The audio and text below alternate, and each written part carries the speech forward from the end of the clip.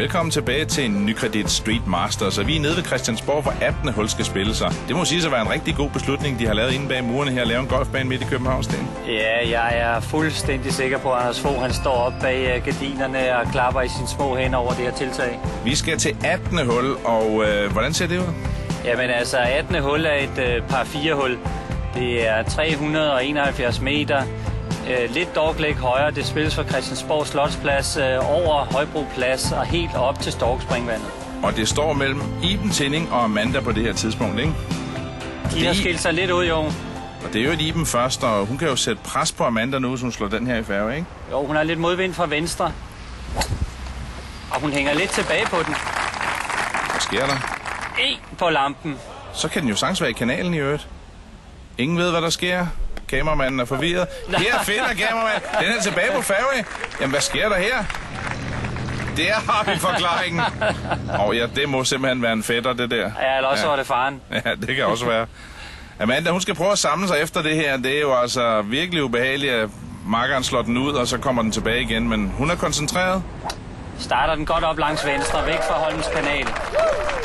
Det er et rigtig godt slag, det her, tror jeg. Fader stille og roligt tilbage til færgen.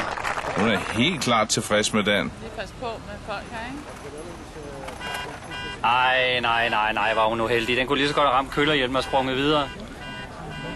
Og hvad gør man i den situation? Ja, der har jeg altså aldrig været live. Okay.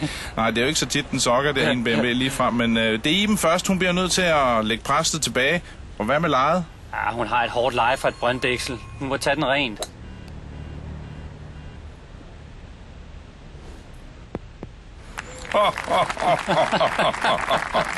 Ja. Okay, hun har styr på det, det må vi sige. Ja, klart tilfreds i den tænding der. Og nej, hun prøver at spille den, Amanda. Nu kommer dommer. Amanda har simpelthen ikke læst lokalreglerne. Okay. Hun vidste ikke, hun må droppe for en bold, der ligger embeddet i en bilrude. Og så står det meget lige igen. Smalt andet slag for hende heroppe over Kurts pølsevogn. Der er øvrigt laver nogle pølser med svøb, der er rigtig gode, men det er en helt anden historie. Oj! Hårdt hop, så er caféen lige pludselig i spil. Så er Iben hun sidder rigtig lunt i svingen nu. Hun godter sig nu. Nej. 2 meter længere, så er hun inde på herretoilettet. Men altså løse genstande som bord og stole, det må selvfølgelig flyttes, så hun kan komme til at svinge den. Hvad sker der nu? Det er slet ikke Ibens tur. Jamen, hvad laver hun? Der er da slet ingen grund til at jappe der. Og hun gør den helt færdig. Jeg tror, hun må have været nervøs. Ja, det er da helt sikkert. Det er da heller ikke lige tid til en krammer der, kan man sige. Nå, ind med Amanda. Hvad sker der her? Hvis hun kommer op og i fra caféen, så er der omspil, og det er i øvrigt nede ad Nordre Frihavnsgade. Svært chip. Hun skal ud over den lille kant, der er. Vi må ikke håbe, der er nogen, der kommer ud fra herretoilettet. Dybt koncentreret.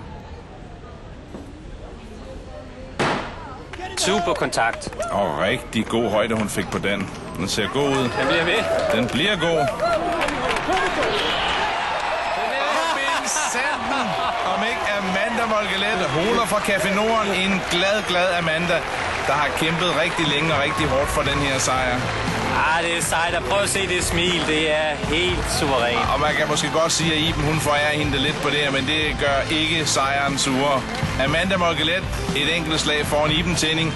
Altså resultatet i den her Nykredit Street Masters. Og det her med at tænke uden for kassen og spille midt i en by, det har vist sig at være en succes, ikke? Ja, vi har allerede fået forespørgsel fra både Berlin og London i fremtiden, så det glæder vi os til. Og prøv at forestille dig det her midt på Manhattan med de huse, de har der. Ja, det ville være skønt.